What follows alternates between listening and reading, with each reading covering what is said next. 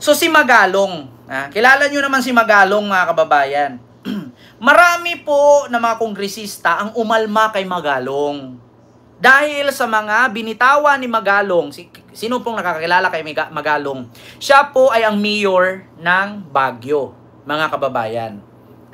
Yung mayor ng Baguio, mga kababayan, siya po ay si Magalong.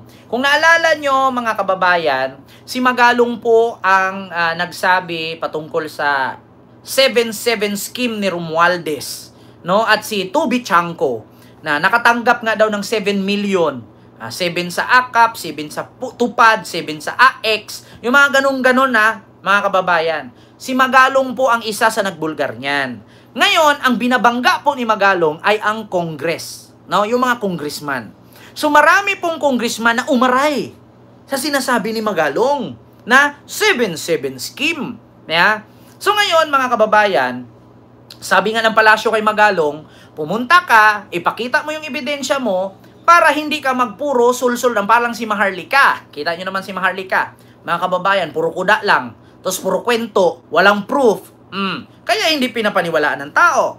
So ngayon mga kababayan, umiinit po ang dugo ni Richard Gomez kay Magalong.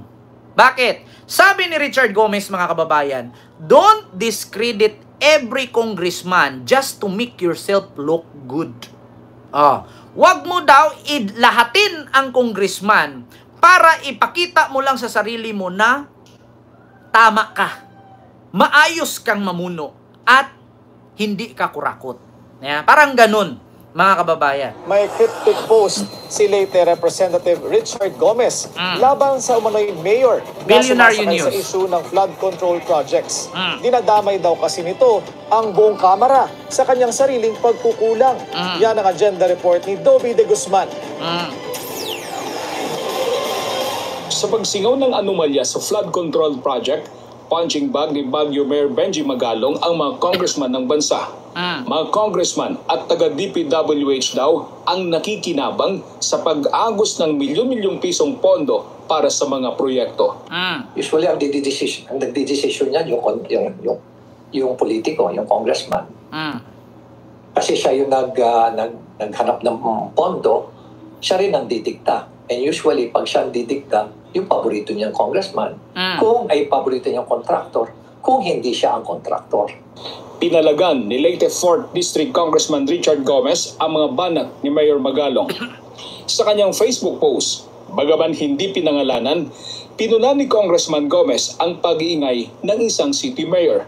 May ibang pakay umano ang alkalde sa pagsakay niya sa isyu ng korupsyon. Ito ang sabi ni Richard Gomez sa post, mga kababayan. Why is this city mayor making so much noise? Bakit daw itong mayor na ito ay maingay? Gumawa ng maingay.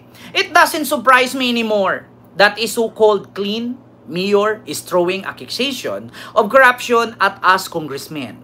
Actually, mga kababayan, mahirap po kasi kapag magsalita ka, pag binigkas mong congressman, marami kasi sila eh. Diba? Kaya nga hinamon, itong si Mayor Magalong ng Malacanang na pangalanan na niya. 'Di ba? Sumipot siya kapag ipatawag siya doon sa Quadcom, sumipot siya, pangalanan niya, ilabas niya yung totoo. Kasi bakit, mga kababayan, hindi natin alam, kahit sabihin mo na pulis ka noon, membro ka ng ganito, si IDG or whatsoever, na ahensya ng gobyerno noon at naging mayor ka, ay hindi ka pag-iinitan. Kasi mismong kongresista sa lalawigan mo, pag-iinitan ka. Hindi mo alam, baka paglabas mo magiging persilapid ka.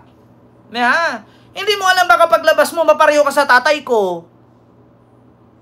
Speaking of my tatay, yung tatay ko kasi iba naman sa kwento ni Magalong. Ayaw lang ng tatay ko sumali sa kabulastugan ng mga Misamis Occidental. Ay nako, mafia.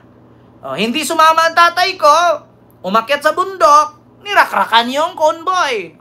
Ubos. Di ba? Kaya, Mayor Magalong, para hindi ka pag-iinitan ng mga kongresista, maglabas ka ng pangalan. I-name drop mo. Pakita mo yung proof. Kasi mahirap eh.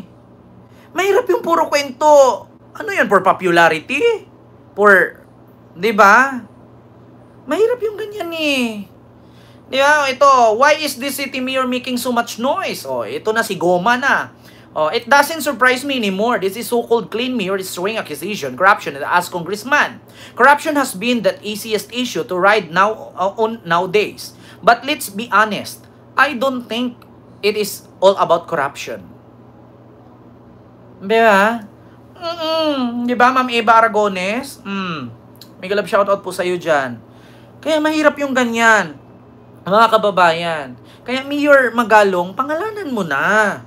Diba? Hindi yung, yayaw-yaw ka dyan. At ito, advice ko lang kasi tatay ko, nangyari na sa tatay ko yan eh. Alam nyo, nung nangyari sa tatay ko, yung kwento na lang yung tatay ko. Oo, nauwi na lang sa kwento. Picture na lang. Kung balikan mo sa bahay namin, sa ancestral house namin, andun picture ng tatay ko sa kanal, na baliktad. Oh, yung sasakyan niya na Tamaraw, bumaliktad. Tapos yung convoy pa niya ng mga Hilux, pati Land Cruiser, andun, bumaliktad. Meron pa ming style noon, mga kababayan, na kapag maganda ang sasakyan, nandun yung politician. Doon yung rarakrakan. Hindi iba ang style ng tatay ko doon siya sasakay sa pinakapangit na sasakyan. Para pag nirakrakan yung una, hindi siya madadamay. Lahat inubos Parang Maguindanao Massacre ang nangyari walang tinira Diba? Diba may mga ganon? Kahit si Duterte nga, naranasan ni Duterte yan. Nagko-convoy, buti na lang naka-helicopter siya. Kung hindi siya naka-helicopter, pulbo siya. Diba? Kahit si Duterte, naranasan ni Duterte yan.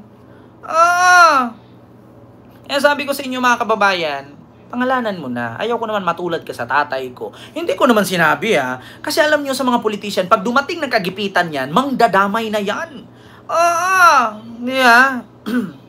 Continue. Kung ito daw ay may kinalaman sa congressman ng lungsod na may nadalang mas maraming proyekto kaysa sa kanya, huwag niya raw idamay sa issue ang buong mababang kapulungan para lang magpapogi. Tama! Bandang huli, payo ni Congressman Gomez, bago niya pakialaman ang Kongreso, ayusin niya muna ang problema ng sarili niyang bahay dahil lubog sa iba't ibang problema gaya ng polusyon sa hangin, palyadong public transport, overcrowding, pagsulpot ng illegal structures at watak-watak na urban planning.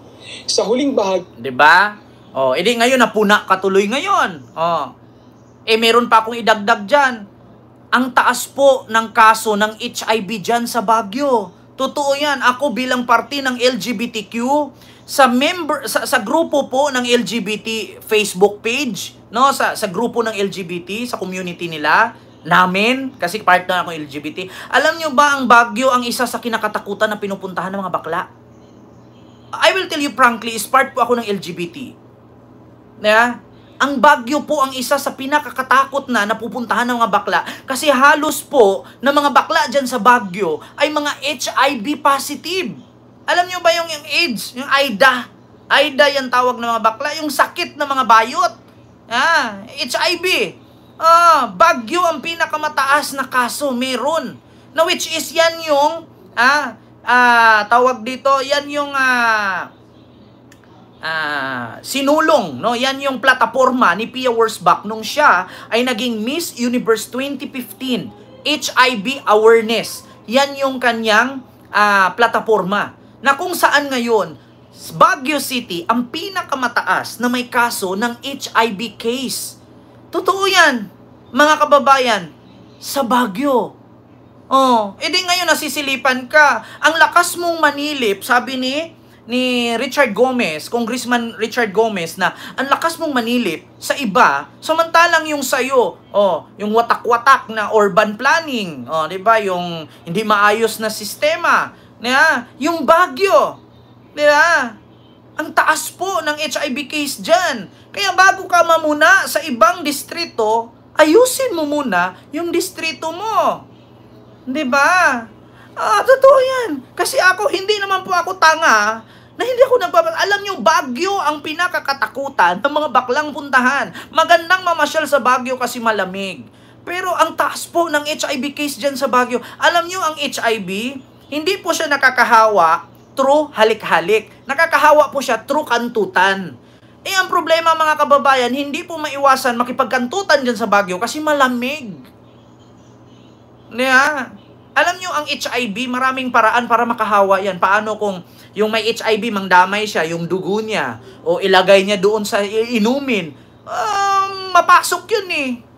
Diba? Alam nyo, yung mga karayom na ininjik ka nung may sakit na AIDA, tapos na-inject sa'yo, yung mga kung ano-ano sa dugo, mahahawa yung iba. Totoo yan, mga kababayan. Kaya tama naman ang sinabi ni Richard Gomez. Para may patunay po tayo mga kababayan, ito po ipakita ko po sa inyo. Totoo po, mga kababayan. Baguio, taas ng HIV case. Totoo yan, mga kababayan. Chemsex o pakikipagtalik habang lulong sa droga.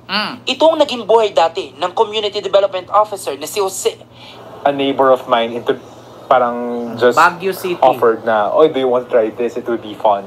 So, I tried it. Then, nahook na ako dun sa kanya. The feelings of euphoria during sex is heightened. Dahil dito, 2 beses siyang dinala sa pagamutan at psychiatric ward taong 2022. Mga kadol-kadol. Engaged with chemsex with someone. The problem. Okay, so tinatrack namin ng HIV and since 2023 nakita namin mabilis ang pagtaas from 6 cases a day in 2010. Ngayon po nasa 40 to 57 cases a day. So almost 500% increase. And karamihan kabataan 15 to 25 years old, whereas noong 2010 parang nasa 25 to 35 years old yung age group. Meron pa tayong kaso na sa Palawan, 12 years old. Most recent na na-report ng media rin na 12 years old nag-positive. So, naaalarma kami dito. We are one of the fastest in the Western Pacific region. We are the fastest. Sabihin ko na, we are the fastest growing. Diba? We are the fastest. Baguio City po ang pinakamarami. Bukod sa Quezon City. Diba? Kaya tama naman ang sinabi ni Richard Gomez, mga kababayan. Lagi ng kanyang post, hirit ni Gomez, mahiya ka naman. Ang tanong, may bahid ba ng katotohanan ang patutsada ni Goma tungkol sa lungsod ng Baguio? Ayon sa estudyanteng si Abigail, big yes, lalo na raw sa usapin sa traffic. Anya, kung dati-rati ay 15 minuto lang ang biyahe mula sa kanilang barangay papasok sa eskwelahan sa Harrison Road, ngayon 1.5 oras na. Sobrang tagal. Parang mas mabilis pa nga po bumaba ng La Union from Irisan to kung babiyahe po kami ng Irisan to. Diba? Totoo sabi ni Gomez. Para na po kami bumababa ng La Union. Dahil lang po sa traffic. Ayon naman kay Mario Simbahon, ang mga problemang binanggit ni Goma ay kaakibat ng pag-unlad ng Baguio. Bakit dito na ako pinanganak? Alang nakita ko ang ganda ng Baguio that time. Pero hanggang sa lumipas ang panahon, hindi natin maiwasan yan na dumami ang mga buildings, dito pumupunta yung mga tao para magtrabaho. Now, about the traffic, di talaga natin maiwasan dahil mga daan natin hindi lumalaki. Dumadaming building pero ang daan natin hanggang ngayon, ganun pa rin. Hindi mag-route widening. Kaya isko nga, lumuwag ng kalsada eh. Sa kabila nito, kung ikukumpara sa ibang lugar, mas maganda pa rin anya ang Baguio dahil disiplinado mga tao at maganda ang klima. Pero sa ayon sina Abigail at Mario, naunahin ni Mayor Magalong ang pagresolba sa mga problema para sa pagpapatuloy ng pag-unlad ng syudad. Para sa agenda, Dobby D. Guzman, Billionaire News Channel. Diba? Kita nyo mga kababayan? Yun po yun. Kaya nga Mayor Magalong, pangalanan mo na po. Kasi marami pong mga congressman na aaray dyan. Kasi sabihin ko man sa inyo na lahat ng kabataan may AIDA or may age, hindi po papayag ako dun kasi wala naman po akong ganyan. Diba? So, katulad lang din po yan pag sinabi mo mga kongresista. Kasi pag sinabi mong kongresista, isang sangay ng gobyerno, isang ahensya ng gobyerno, isang parte ng legislative yan. So once na pag nagbigkas ka ng ganyan, magagalit po yung iba. Masasaktan po yung iba. Okay lang kung sabihin mo, presidente, bangag. Kasi isa lang ang presidente. Vice President, gala. Isa lang ang Vice President. Pag sinabi mo, Senado, Kongreso, masakit, iba po yun. Marami po sila. Kapag sinabi mo nga mga barangay chairmans, mga barangay kagawad, city councilors, mayors, marami din po sila. Di ba? Kaya i-specify mo po. Kumbaga, sa item, i-itemize mo kung sino yan.